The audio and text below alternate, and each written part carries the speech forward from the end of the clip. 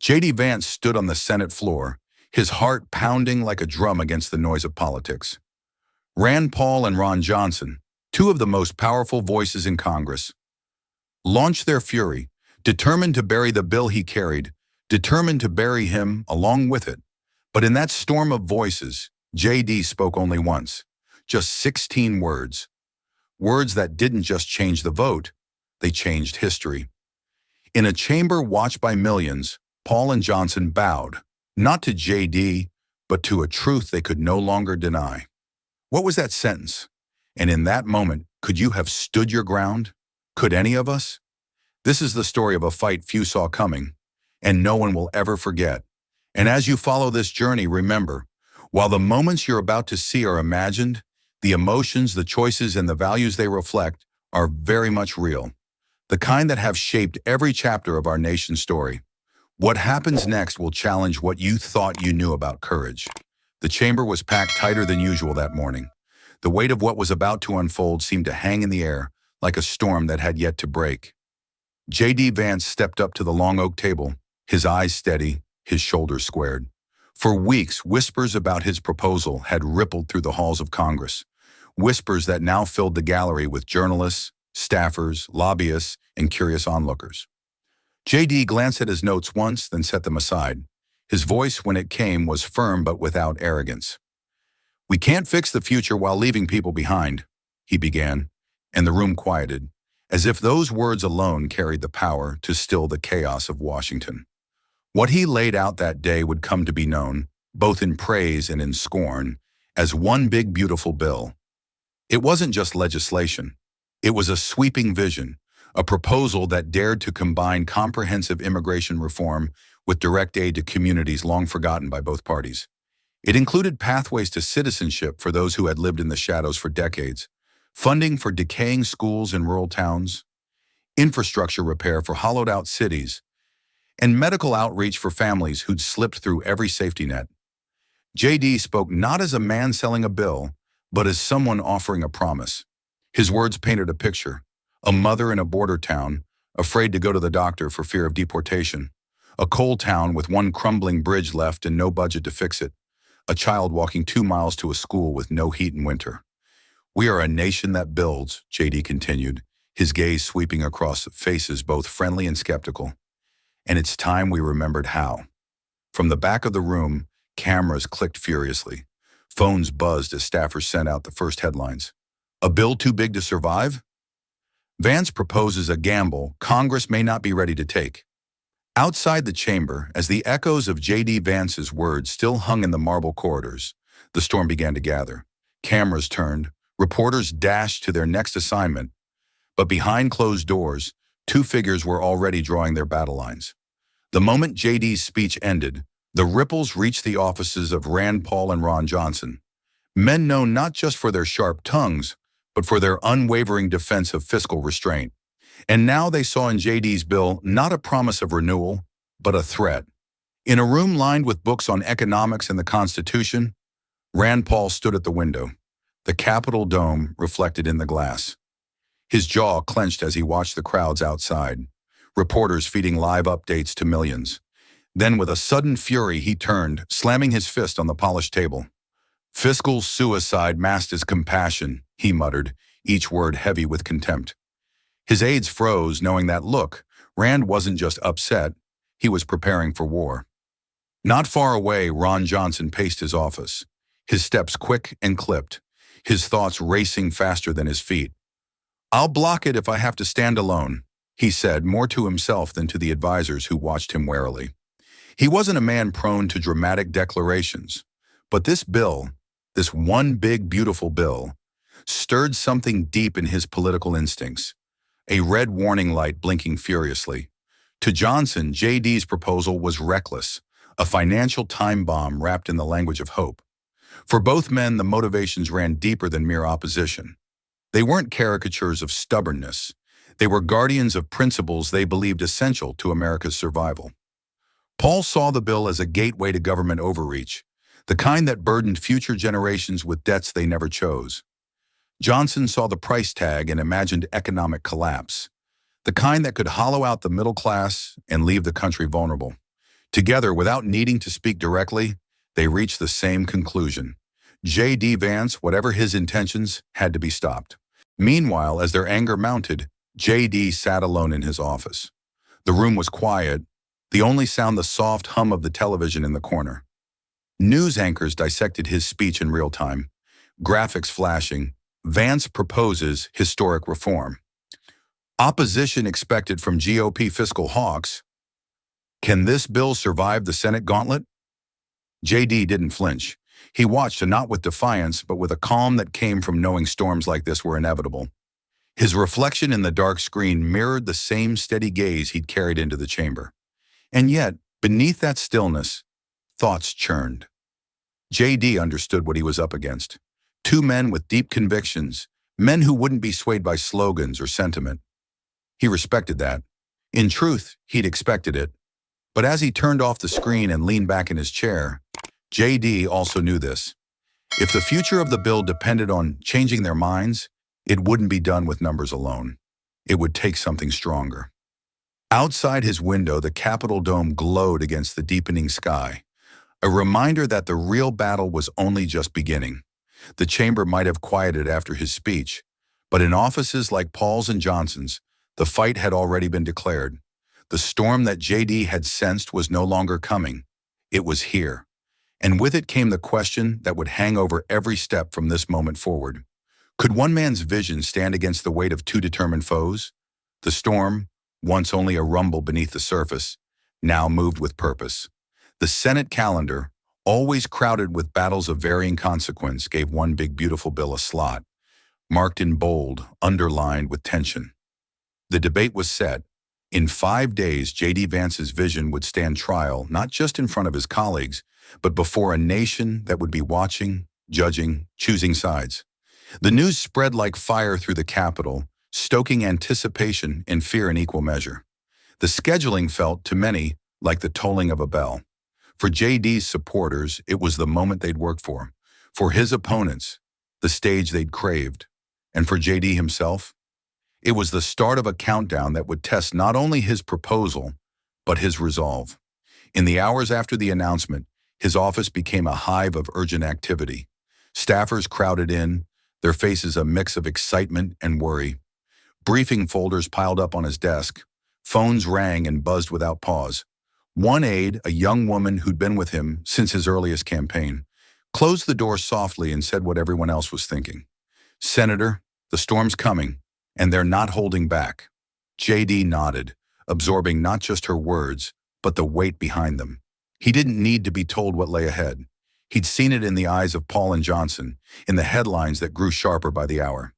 Vance's bill faces brutal path, Joaquin. Showdown looms over historic proposal. J.D. Vance, hero or fool? The office that had felt so full moments ago now seemed smaller, as if the walls themselves closed in under the pressure of what was to come. J.D. stood by the window, looking out at the city lights, the monuments that glowed in the night. They were reminders of battles fought long before his time. Some won, some lost, all costly. He turned back to his team, offering them what strength he could. "Get ready," he said quietly, "but remember, it's not about winning the argument. It's about doing what's right." Hours later, the building had emptied. The echoes of footsteps in the marble corridors had faded. Alone now, J.D. remained at his desk, papers spread before him, untouched. The hum of the city drifted through the glass. But inside his office, there was only silence. And in that stillness, he reached into the drawer and pulled out a worn photograph, a mother and two children, standing at the border fence. Their faces turned toward a future they could not yet see. He had met them once, long ago, on a trip that no cameras had documented, no headlines had recorded. A promise had been made that day, quiet, personal, invisible to the world. And now, as the countdown began, that promise became his anchor. J.D. stared at the photo, the edges creased from being handled too often. His fingers traced the outlines of the faces that had come to symbolize everything one big beautiful bill was meant to fight for. Outside, the storm gathered its strength. Inside, he sat in the glow of his desk lamp, a man bracing for the gale, but holding fast to his why. The debate was set. The battle was coming. and the clock, silent but relentless, had begun to tick. "Can one bill heal two Americas?" aides whispered. Reporters scribbled furiously, already imagining the angles they'd run by evening. The audacity of combining immigration with domestic aid, the sheer scale of the funding, the impossible math of it all. But there was more to the tension in that room. The bill wasn't just large, it threatened the comfort zones of nearly everyone listening. For some, it offered too much compassion. For others, not enough. For many, it risked political careers built on saying no more often than yes. And yet there was JD, calm, unflinching, as if he knew that what he was offering wasn't just a piece of legislation, but a challenge. Do we still dare to solve big problems together? A senator leaned over to a colleague and muttered, "If he pulls this off, it'll be the story of the decade." Meanwhile, in the corridors outside, lobbyists gathered, already planning their counter-arguments. Some smiled thinly, certain the bill would collapse under its own weight. Others weren't so sure. There was something in JD's tone, in his refusal to flinch, that made even seasoned players shift uneasily. And behind the cameras, behind the tweets, a bigger question loomed. One that no one wanted to voice, but everyone felt. Could this be the moment everything changed?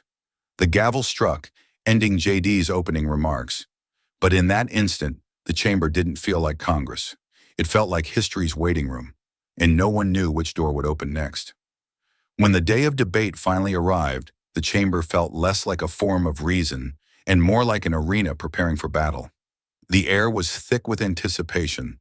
Senators filled their seats, staffers lined the walls, and the press gallery buzzed with barely contained energy. Cameras, positioned with surgical precision, waited to broadcast every word, every glance, every slip that could define the narrative. Outside, headlines were already warming up.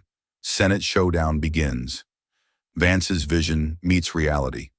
Fiscal hawks ready their strike. And at the heart of that gathering storm stood Rand Paul, the first to rise, the first to strike. His posture was rigid, his face set like stone, the weight of conviction clear in every line. He took a breath, let the silence linger, and then his voice rang out. Sharp, uncompromising, meant for history as much as for the moment.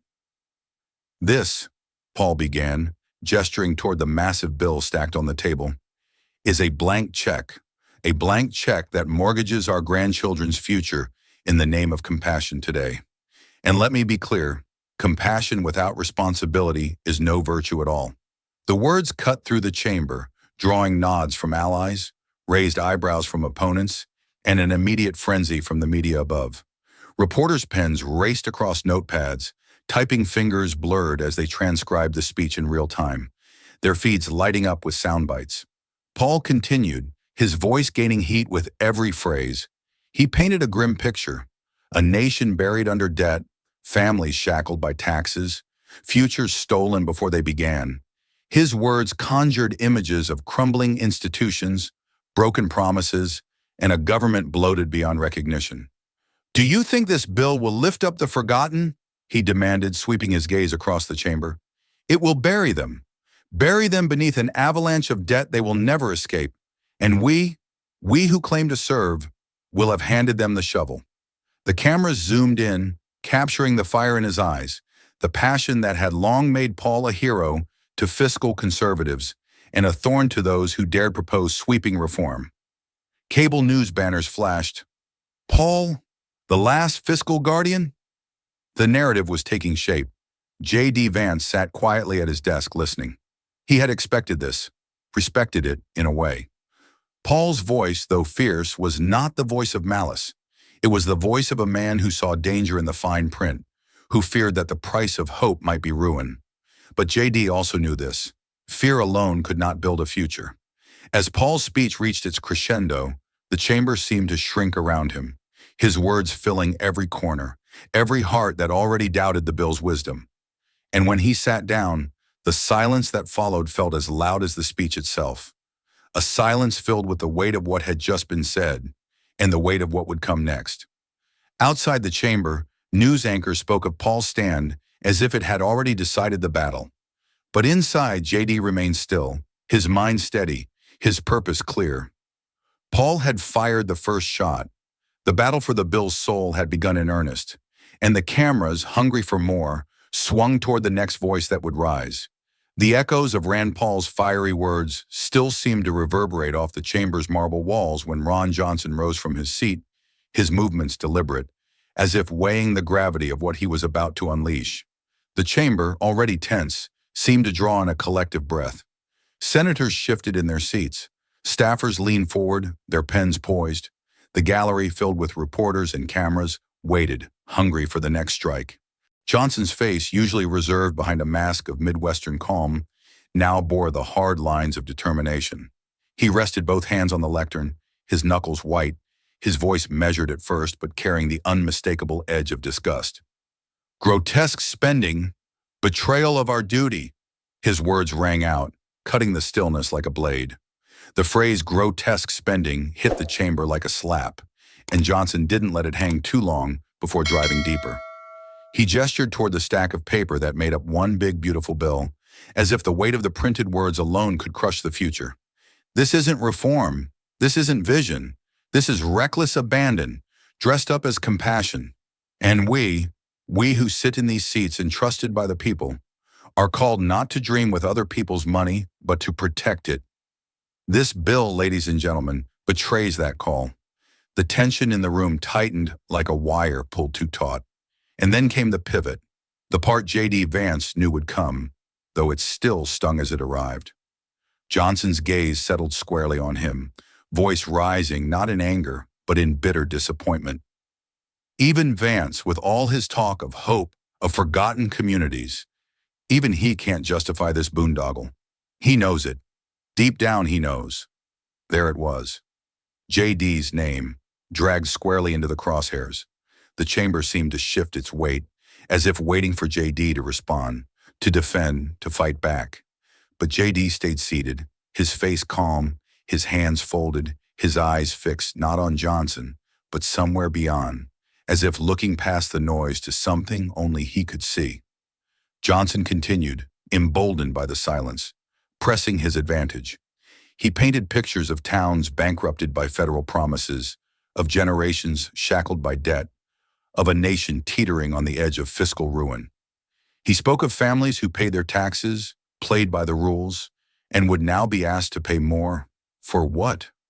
For what? His voice hardened as he asked the question, as if daring anyone to answer. Above in the press gallery, the buzz grew louder. Headlines practically wrote themselves. Johnson, "Even Vance can't defend this." GOP rifts deepen as bill faces fire. Fiscal hawks circle Vance's vision. Inside the chamber, the weight of Johnson's words settled over the senators like a heavy fog. Some nodded along. Others stared at J.D., waiting for him to rise, to speak, to match fire with fire. But J.D. stayed still, his silence louder than any defense he could have mustered in that moment. And so Johnson closed, his final words sharp as steel. "The duty we hold is not to dreams, but to discipline. And this bill is neither." The chamber exhaled as if relieved the blow had been struck and survived. But beneath that release lay a new tension, thicker than before. The battle lines were now clear. Paul had fired the first shot. Johnson had joined the fight. And at the center of it all, J.D. Vance sat alone, the storm raging around him, unmoved. The chamber was heavy with the weight of Ron Johnson's final words. The silence that followed filled with expectation. Many thought J.D. Vance would rise right then, meet the storm head-on, fire back with the same force that had been hurled his way. But he didn't. Instead, he gathered his papers without hurry, nodded politely to the presiding officer, and left the chamber as the murmurs began to swell in his wake. The cameras tried to catch his face, hoping for a flash of anger or defiance. But J.D. gave them nothing, just the same steady calm that had defined him all along. Behind closed doors in the quiet of his office, that calm was tested. His closest allies crowded in, their voices low but urgent. A senior staffer, grizzled from years on the Hill, leaned forward, hands pressed to the table. "Senator, with all due respect, you can't let that stand. Johnson dragged you through the mud. Paul painted you as reckless. If you don't answer, the story writes itself. You've lost the fight." Another chimed in, her voice sharper, eyes alight with frustration. Just one speech, JD. Just one clear shot to remind them who you are. What this bill really means. They're not just attacking the bill anymore. They're attacking you. JD listened. He always listened. The room pulsed with tension, the weight of loyal people who wanted to protect him, who wanted him to fight. And when they finished, he leaned back in his chair, his gaze soft but unshakable. I won't fight noise with noise, JD said simply, the words settling over the room like a calming tide. Let them speak. Let them have their moment. Our moment will come. His team fell quiet, absorbing the unexpected strength in his refusal. It wasn't that JD didn't feel the sting of the attacks. He felt them deeply, but he also knew that a fight fought on his opponent's terms would always end in their favor. He had no interest in adding fuel to a fire meant only to distract from the truth. The hours slipped by, the Capitol outside glowing under the city's night sky. The noise of the day ebbed, leaving only the hum of office lights and the distant sound of late-night cleaners moving through empty halls. Alone now, JD sat at his desk, the weight of the day pressing down like a stone. Before him lay his draft speech, the one he had prepared in anticipation of the debate's fury. He read through it slowly, line by line, seeing now how much of it had been written in defense, how many of the words were crafted as counterpunches, retorts, barbs meant to match the heat of Paul's and Johnson's attacks. His pen hovered over the page. One by one, he began to cross out the harshest lines, the phrases that struck back rather than lifted up. A sentence that called Johnson's critique short-sighted was struck. A paragraph that labeled Paul's warnings fear-mongering disappeared under a line of ink. And then his pen stopped. Near the bottom of the page, a line he'd written days earlier, almost as an afterthought, now stood out like a beacon. He circled it slowly, deliberately. We serve them. It was simple. It was true. And in that moment, it was enough. The storm would rage on. The attacks would continue. But JD knew what would guide him when the time came to speak. Not noise, not anger. Just that one quiet truth. By dawn, the battle that had unfolded inside the chamber had been repackaged, reframed, and unleashed upon the nation. Every major news channel led with the same footage. Rand Paul at his most impassioned, fists slicing the air, warning of a future shackled by debt. Ron Johnson, measured yet scathing, accusing J.D. Vance of betraying the very fiscal discipline he once claimed to honor. The headlines wrote themselves, their tone sharp and decisive. Paul and Johnson hammer Vance's bill. Fiscal reality check, Vance on the defensive. One big beautiful bill meets one big backlash. The clips looped on morning shows, cable news, social media feeds. JD's face filled the screen often enough, but rarely as the speaker, more often as the target, the man sitting silently as criticism rained down. Analysts leaned into their panels, voices rising with excitement, dissecting every phrase, every gesture. One pundit, smirking behind polished glasses, declared, "You can see it on his face. Vance knows this bill is dead in the water." Another chimed in, "It's rare to see someone so outflanked in their own fight. He came with hope. They came with hard facts." Sound bites from Paul and Johnson echoed across the networks.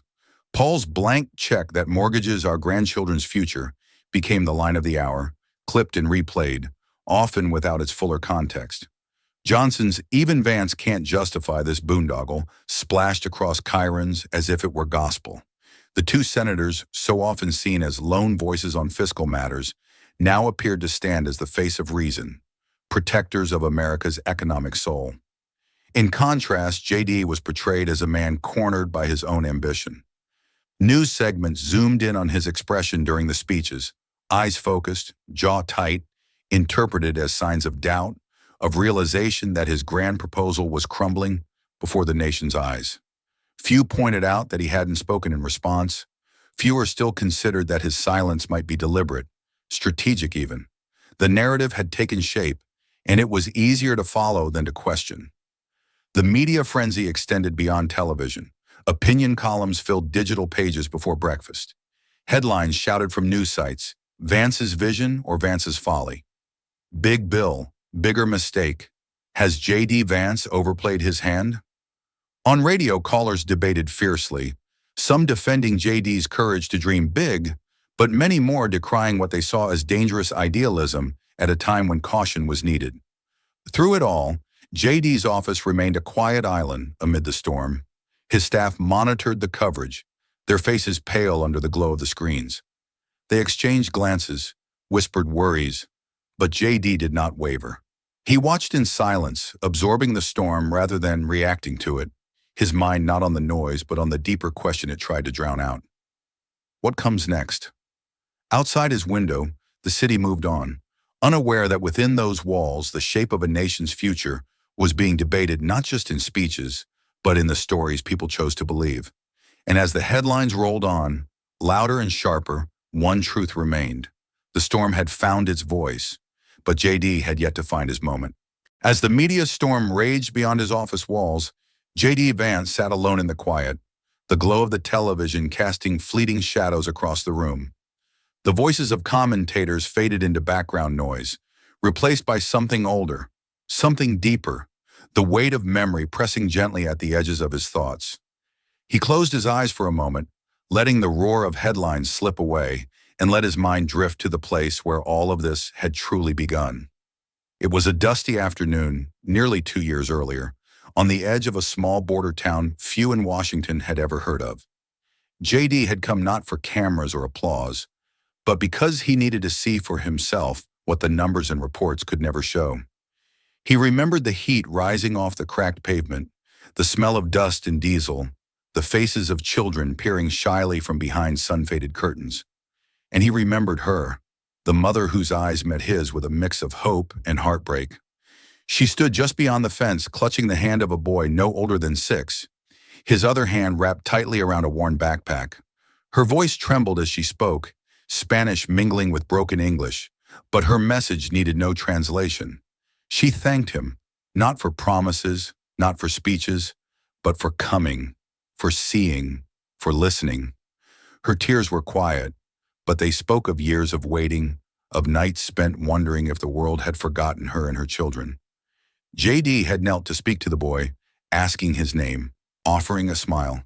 The boy had said nothing, only clutched his mother's hand tighter, his wide eyes filled with questions no child should have to carry. That moment, brief and unremarkable to anyone else, had etched itself into J.D.'s heart. He had walked away that day not with answers, but with a promise. Silent, unspoken, but unbreakable. As that memory settled over him now, J.D. could almost feel the heat of that sun again. Hear the soft voice of the mother, see the dust rising around his boots as he left the fence behind. And beneath it all, as steady as his own heartbeat, came another voice, a voice from much farther back. Never forget who you fight for. His grandfather's words, spoken long ago on a porch swing in Ohio, the scent of fresh-cut grass in the air. J.D. had been young then, full of questions about the world, about fairness, about what made some people's burdens heavier than others. His grandfather had looked him in the eye, his hand heavy on J.D.'s shoulder. You'll grow up, J.D. You'll see things, do things.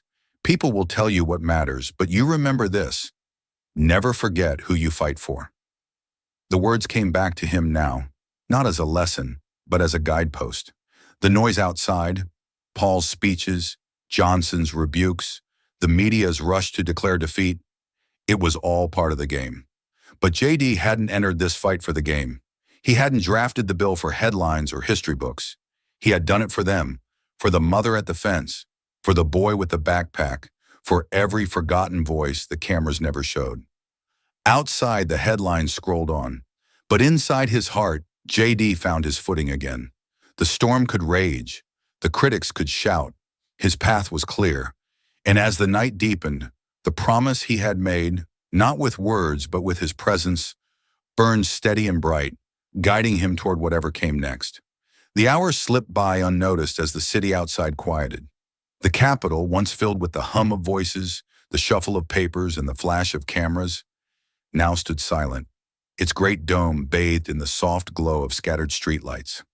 Inside J.D. Vance's office, the last of his staff had long since departed, their parting words of encouragement lingering in the still air. The Senate chamber was empty, its chairs vacant, its microphones silent.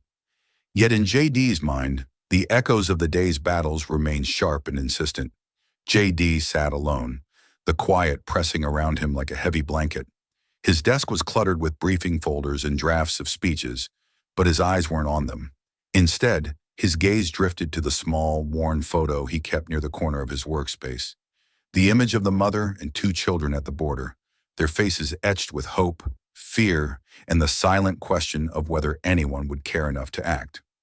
Without a word, JD rose and reached for the photo.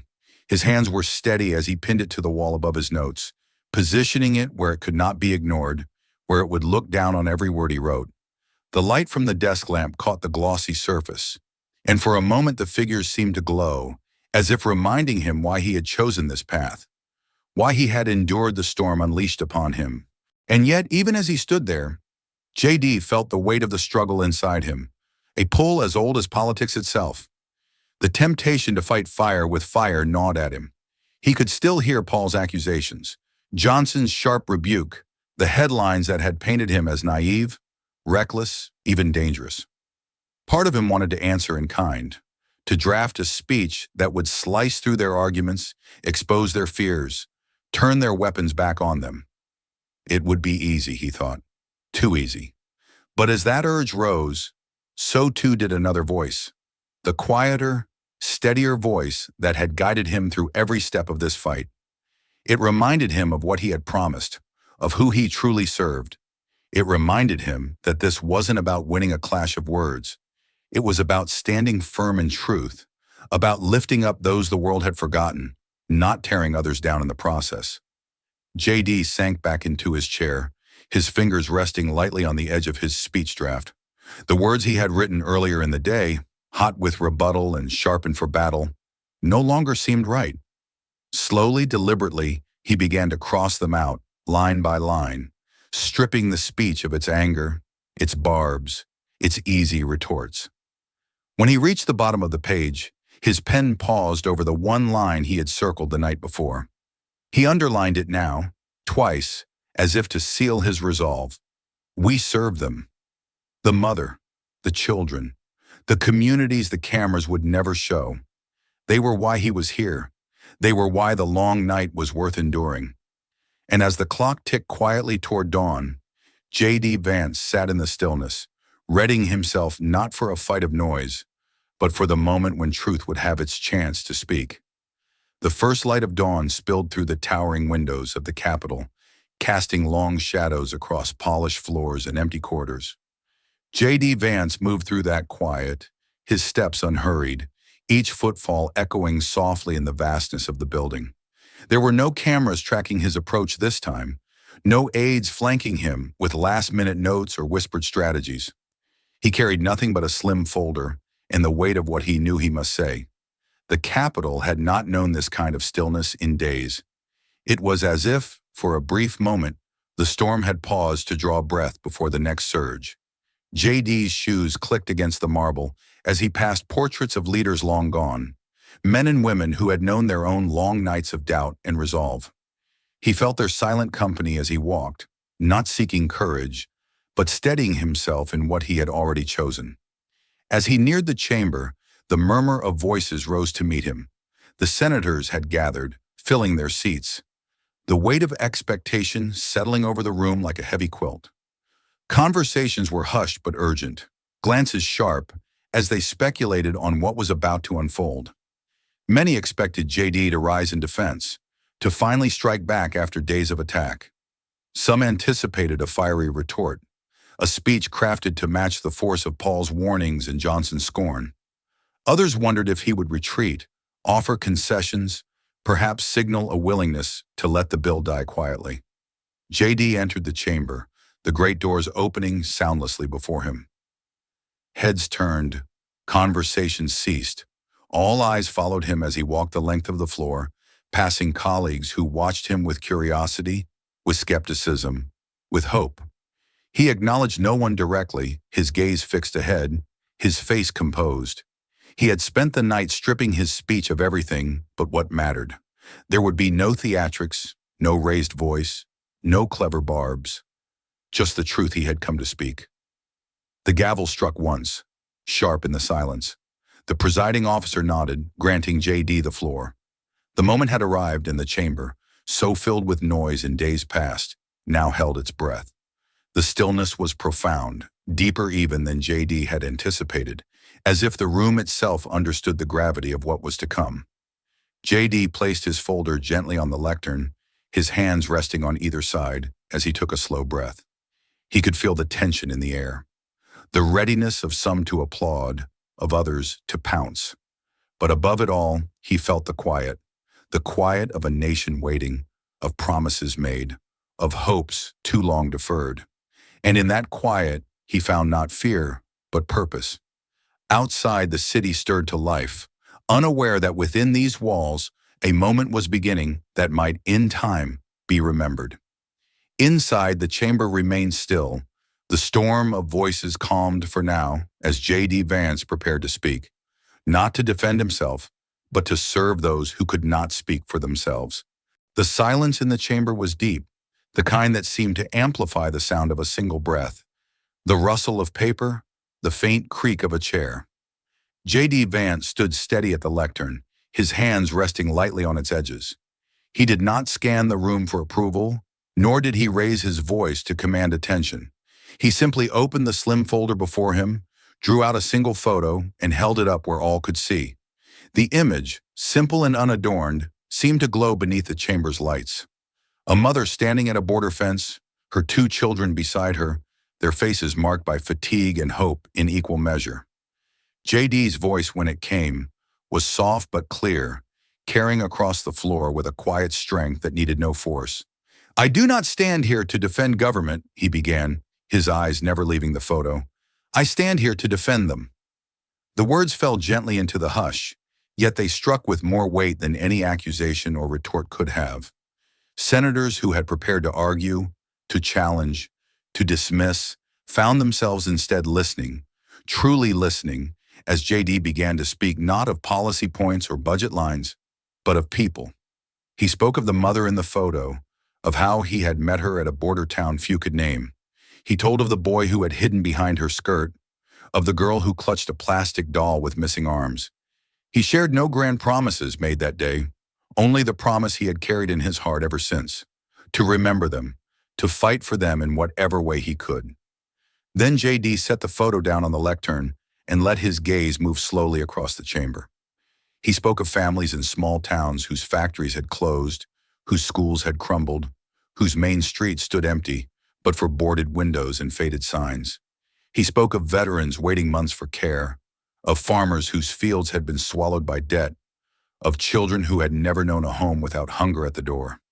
"These are the people this bill is for," J.D. said, his voice steady. "Not for Washington, not for headlines. For them." He didn't try to hide the cost. He didn't pretend the bill was perfect. He acknowledged its size, its ambition, its risks. But he asked the chamber, and the nation beyond, a simple question. If not us, who? If not now, when? The chamber, which had braced itself for debate, found itself instead wrapped in reflection. The usual shuffling of papers, the whispered asides, the tapping of pens, all of it faded as J.D.'s words filled the space left empty by argument.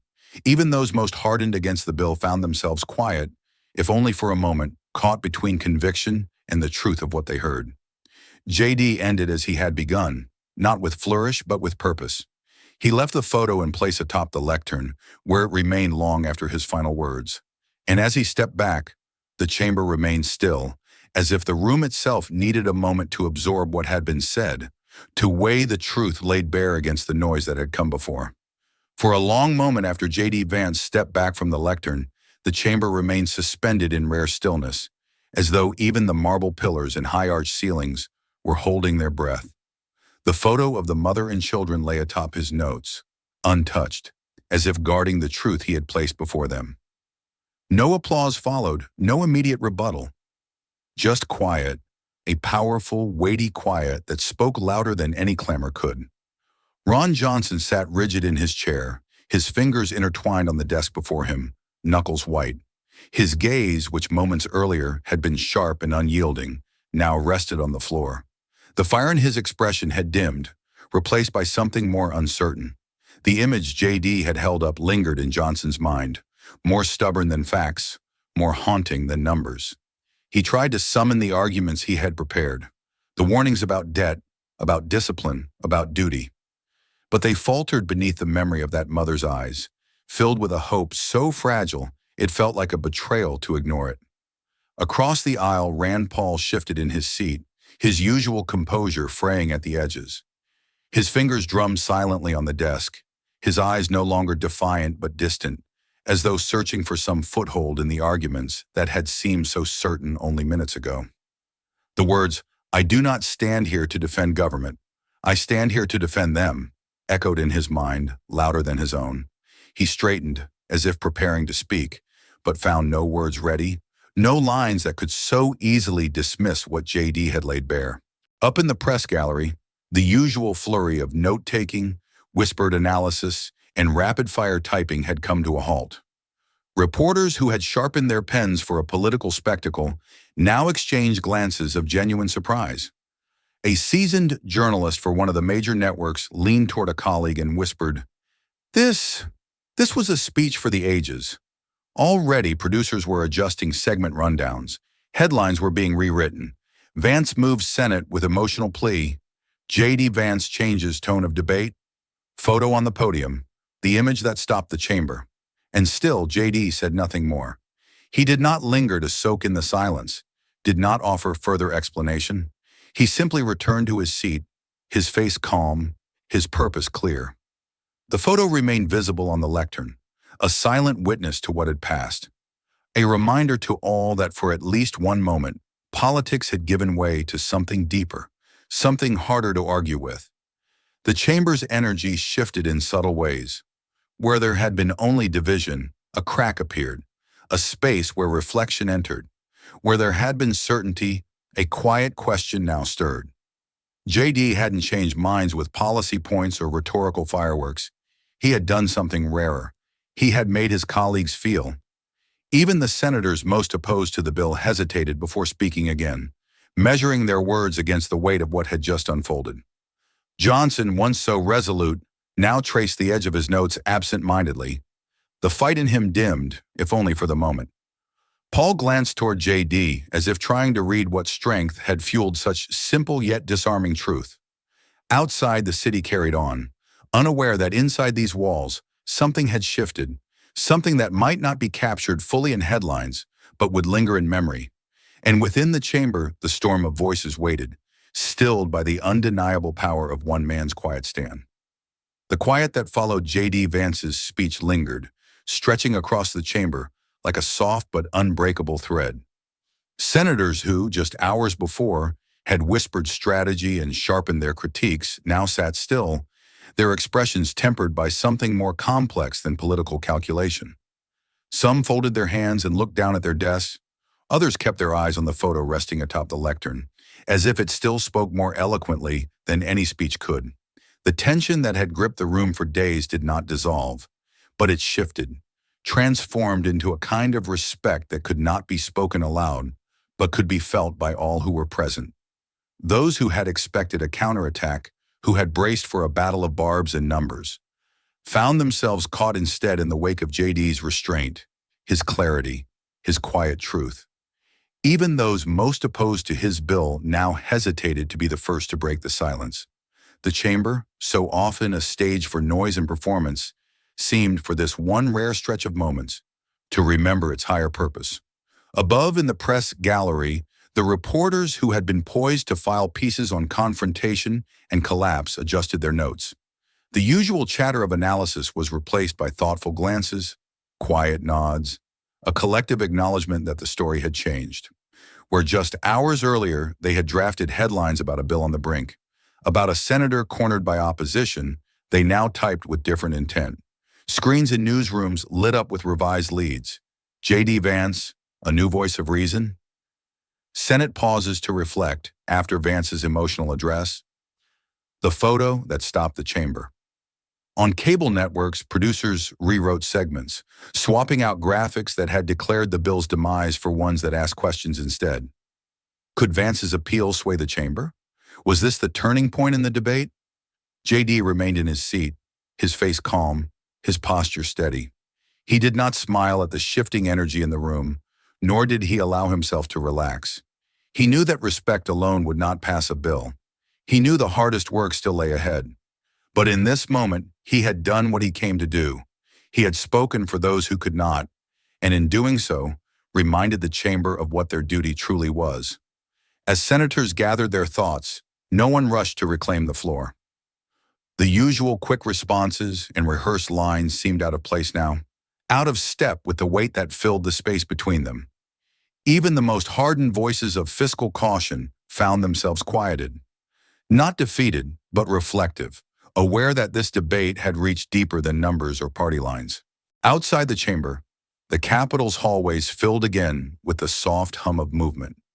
Staffers, aides, journalists moving between offices, their conversations colored now with the memory of what had just transpired. The storm that had so dominated the headlines seemed for now to have lost some of its fury, replaced by a question that would echo far beyond those marble walls. Had J.D. Vance shifted the tide, not with force, but with truth? And within the chamber, the photo remained on the lectern, untouched.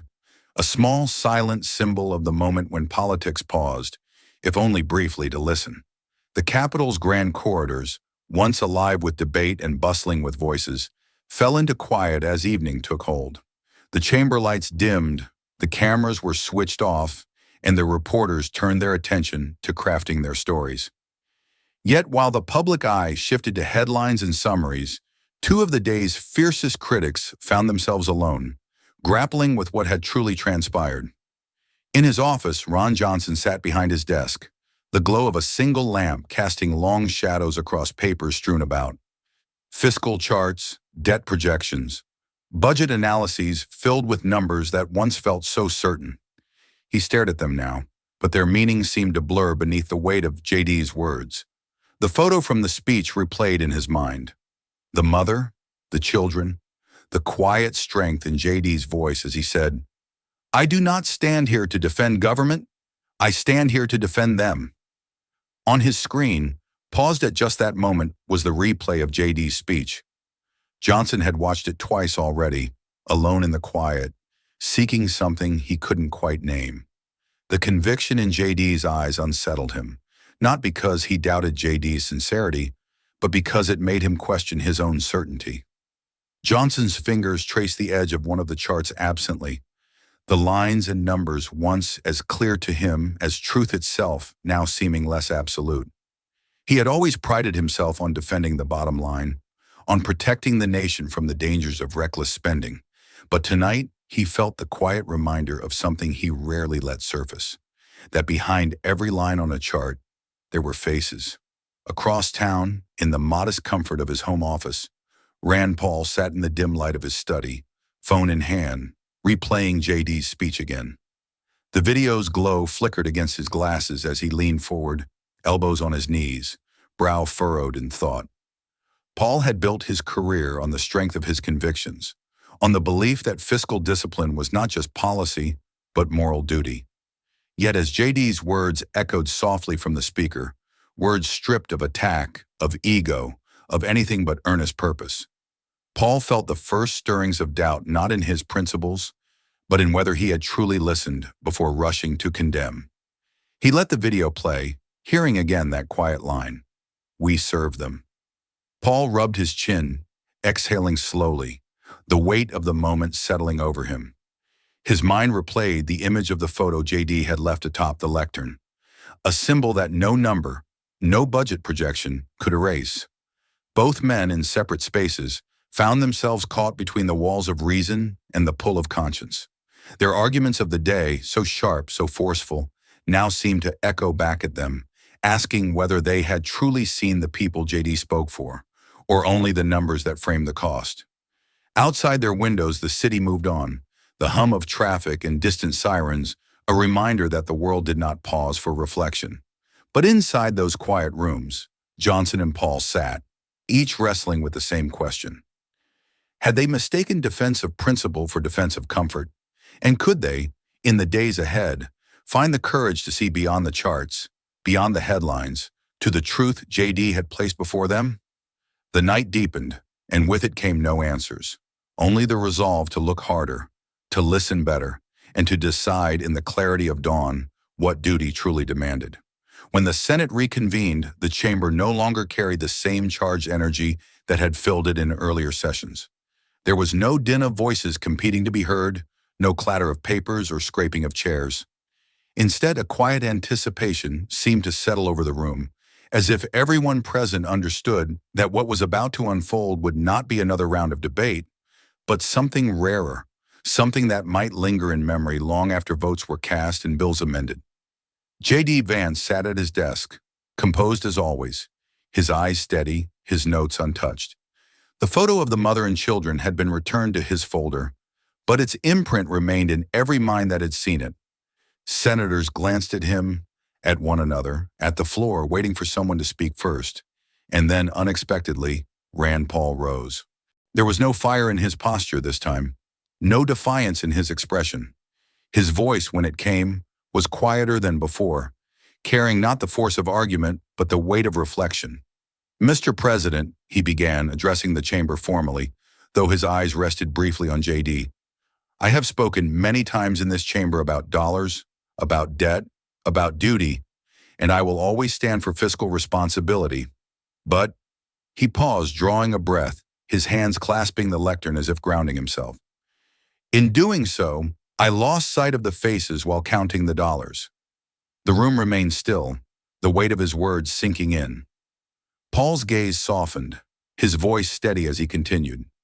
"Senator Vance reminded all of us, that behind every number on a chart, behind every figure in a ledger, are real people. People we are sworn to serve. I still have concerns about this bill, about its scale, about its cost. But I will not let those concerns blind me to its purpose." The chamber, so used to sparring and showmanship, now held its breath. The transformation in Paul's tone was unmistakable, and more than a few senators exchanged glances, surprised by the humility in his words. When Paul resumed his seat, the quiet stretched again till Ron Johnson stood, his motions measured, his usual confidence tempered by thoughtfulness. He rested both hands on the desk before him, then lifted his head to speak. "I have spent my career defending discipline, protecting the future from the weight of today's excesses, and I believe deeply that we must always be vigilant in that duty.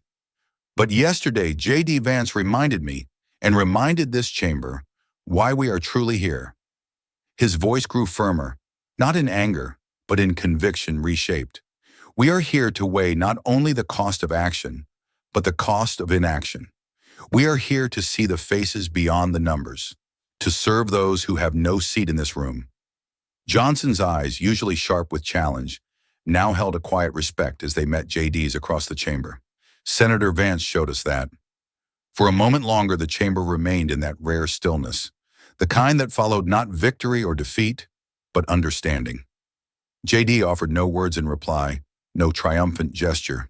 He simply inclined his head, acknowledging the sincerity of what had been said, knowing that this moment was not about him, it was about the promise of what might come next.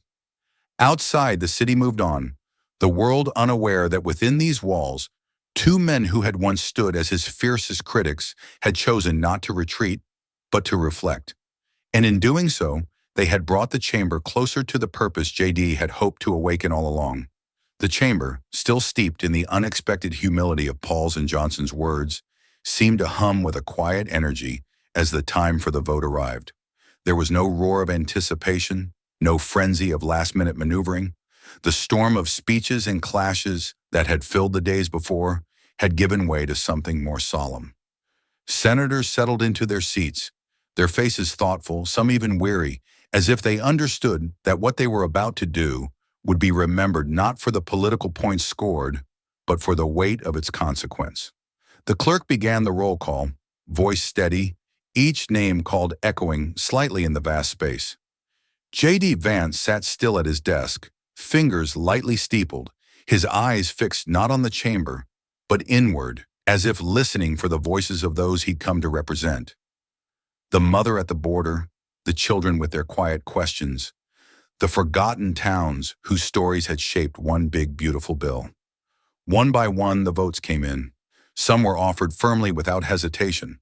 Others were spoken softly, as if the senator had needed every last second to decide.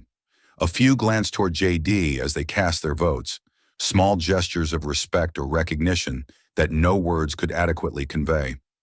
The clerk's voice rose with each tally, the numbers inching forward. For a time, it seemed the margin might be too narrow, the weight of uncertainty pressing heavier with each name. JD felt it, not as fear but as the gravity of the moment, the knowledge that the future of the bill, of all it stood for, balanced now on the courage of those around him. Then came the final names, the final affirmations and denials, and with them, the count that would decide the bill's fate. The presiding officer paused, as if to mark the importance of what was about to be declared. The chamber felt, in that breath of stillness, as if time itself had paused to listen. On this measure, the yeas are 53, the nays are 47. The bill is passed. The words rang out, plain and unadorned, but they carried the weight of history. For a moment, there was no sound at all, as if no one quite knew how to respond. Then slowly the chamber erupted. Not in cheers, not in the usual chorus of partisan victory, but in something far rarer, quiet applause.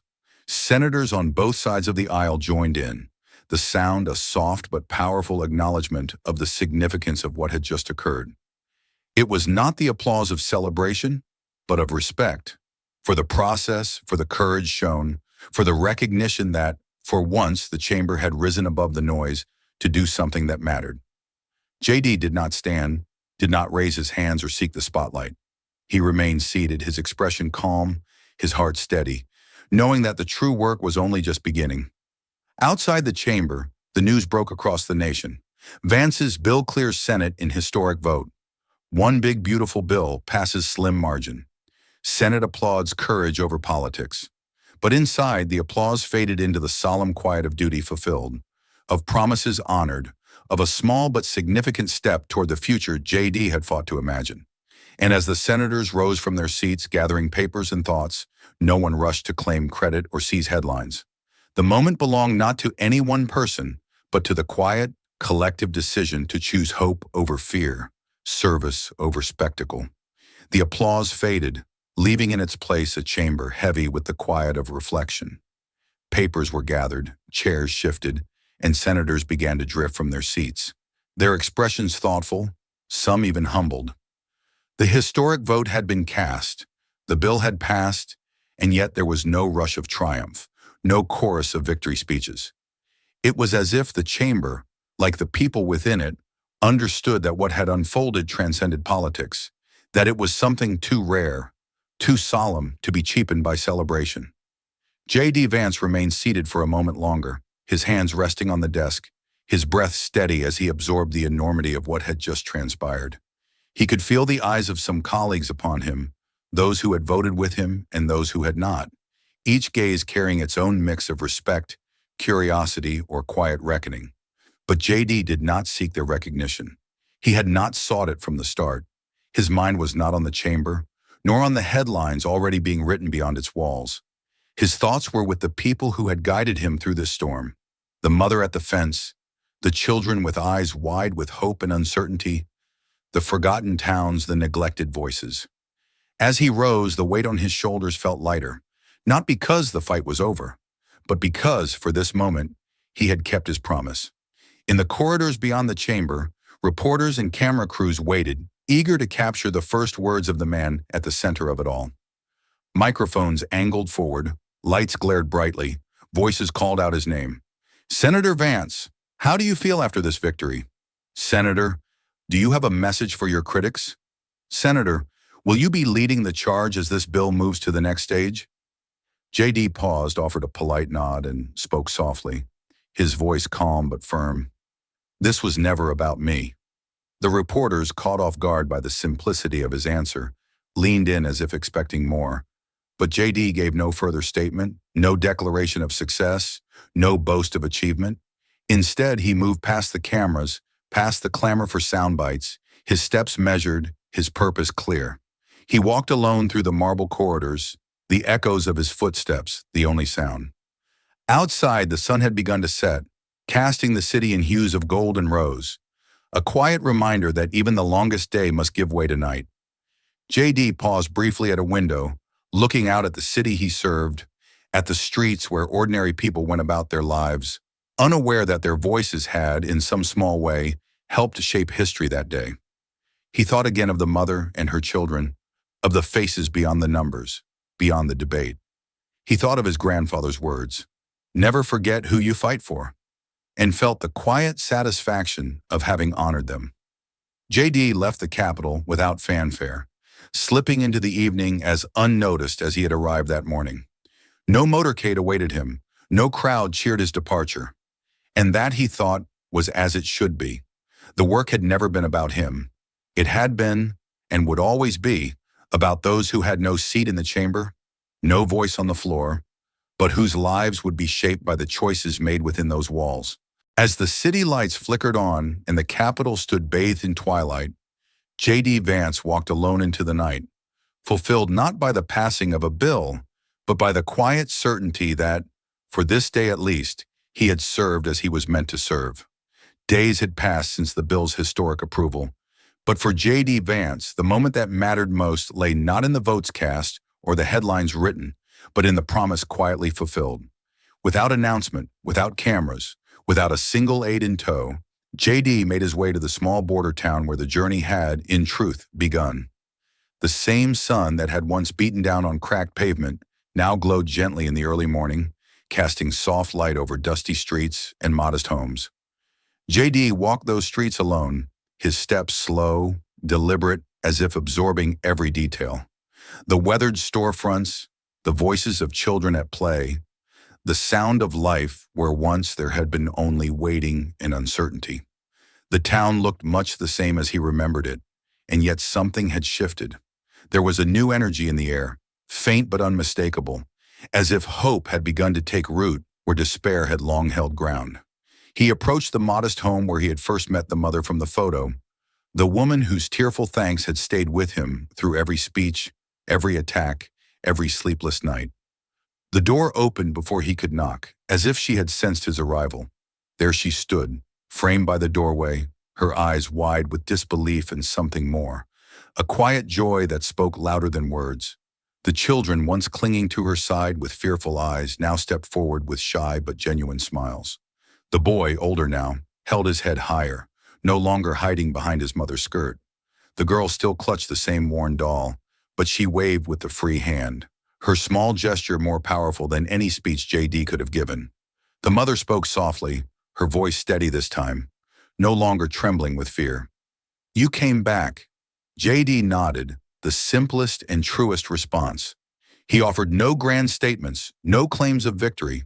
Instead, he listened as she shared how life had changed, not overnight, not magically, but in small, steady ways.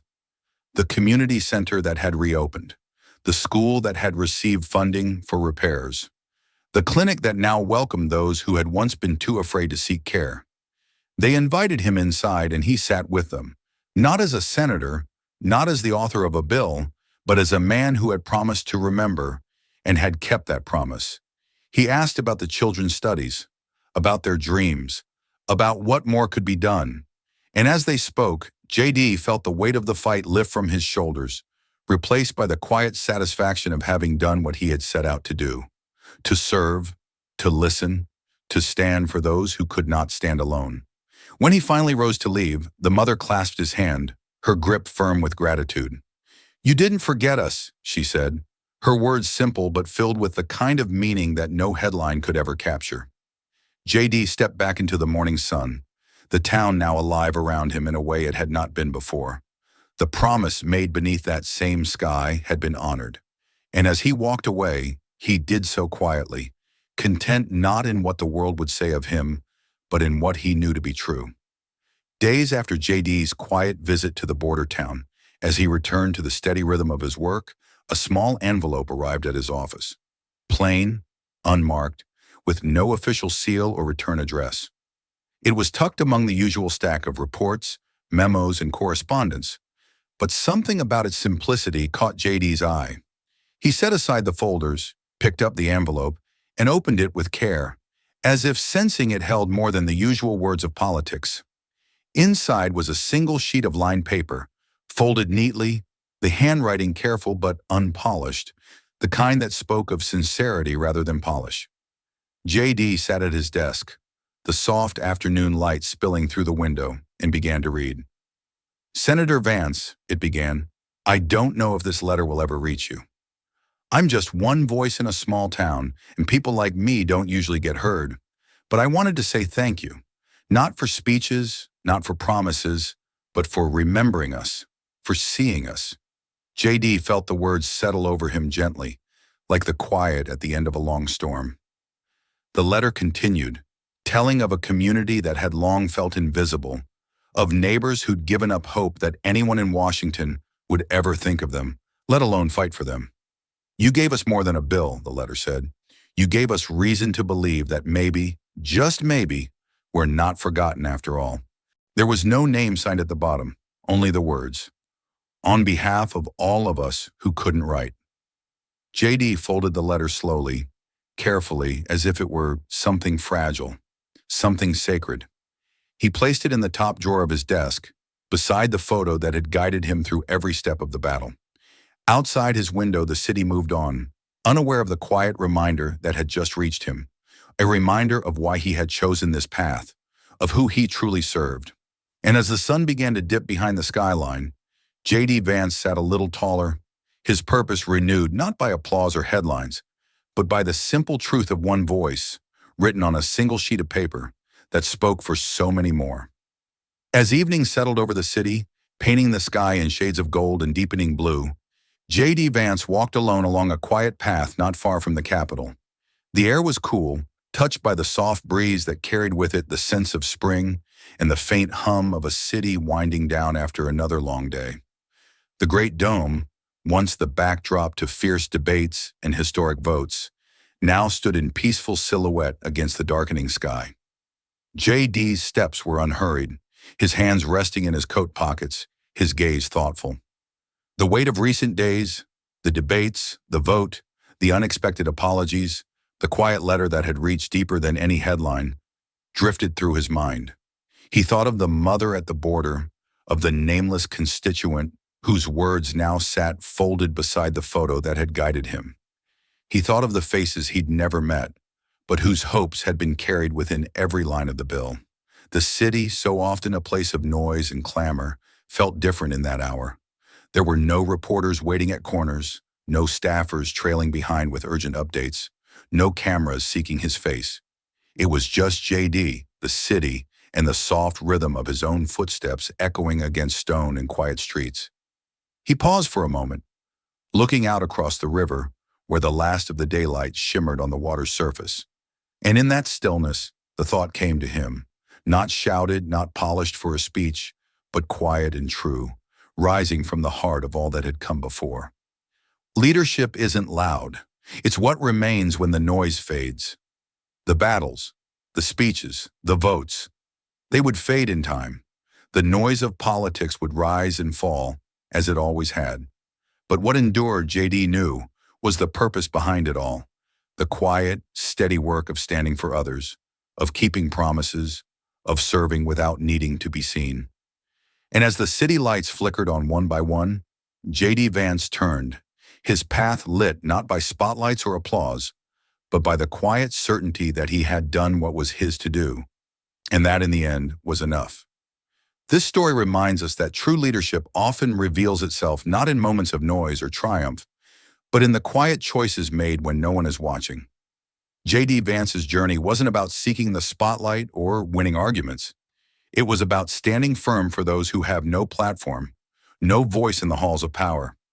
His decision to respond to anger with calm, to face criticism with purpose, and to center his work on real people rather than politics offers a lesson we can all carry. Sometimes the most powerful thing a leader can do is listen and act with integrity, even when it's hard. In an age where loudness often drowns out sincerity, JD's story challenges us to reflect on what truly endures when the shouting stops. It is a reminder that service, at its core, is about remembering who we fight for, not ourselves, but the people who trust us to stand for them. What do you think? In today's world where noise and division often dominate, what qualities do you believe define true leadership? If this story touches you, don't let it stop here. Like, share, and subscribe to JD Stories, where every voice matters and every story echoes far beyond the screen. This story is a fictionalized and dramatized narrative created for educational, inspirational, and storytelling purposes. While it may be inspired by real public events, people, or societal issues, it includes imagined dialogue, reconstructed scenes, and character interpretations meant to highlight broader themes of justice, dignity, and resilience. Any resemblance to actual events or individuals beyond public knowledge is purely coincidental. We do not intend to defame, mislead, or harm, but to invite reflection and meaningful conversation. Thank you for watching JD Stories.